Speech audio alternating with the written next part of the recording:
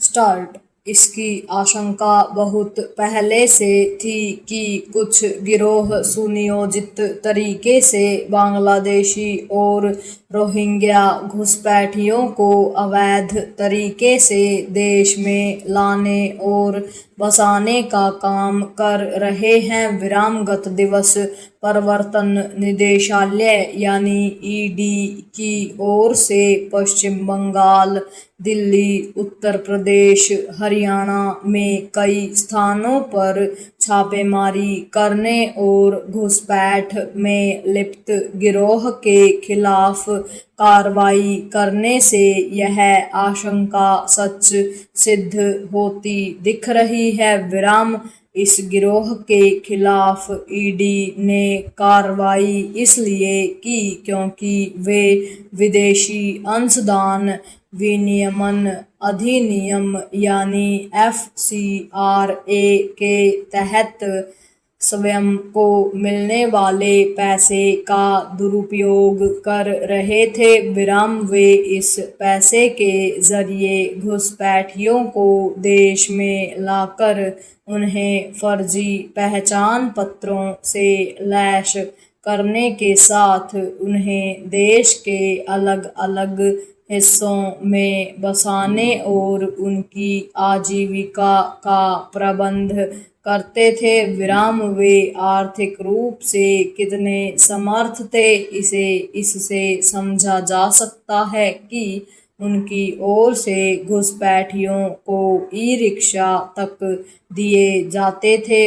स्पष्ट है कि उन्हें बड़ी मात्रा में विदेश से चंदा मिलता था।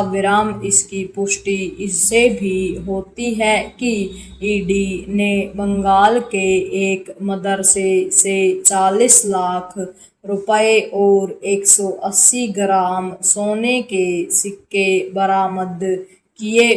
पैरा ईडी की कार्रवाई उत्तर प्रदेश के आतंकवाद निरोधक दस्ते की उस प्राथमिकी के तहत हो रही है जिसमें घुसपैठियों की सहायता करने वाले एक जटिल वित्तीय नेटवर्क का उल्लेख किया गया था।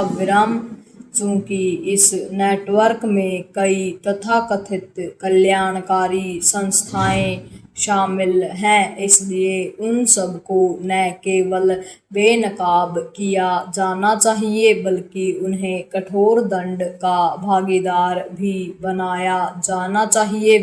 यह सही समय है कि घुसपैठियों के मददगार अन्य तत्वों के खिलाफ बंगाल जैसे सीमावर्ती राज्यों के साथ साथ देश के सभी राज्यों की पुलिस एवं अन्य एजेंसियां भी सक्रिय हों। इसकी आवश्यकता इसलिए है क्योंकि रोहिंग्या और बांग्लादेशी घुसपैठिए देश के करीब करीब हर राज्य में नजर आते हैं।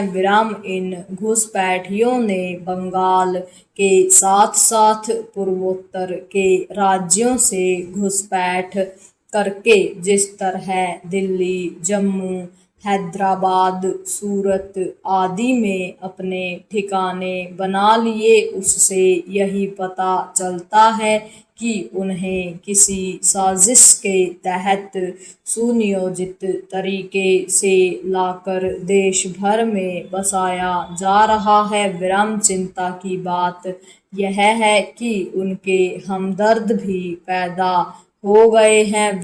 वे उन्हें देश में रहने देने की वकालत कर रहे हैं। वास्तव में ऐसे ही लोग विदेशी अंशदान विनियमन अधिनियम के नियमों में किए गए संशोधन का विरोध कर रहे हैं।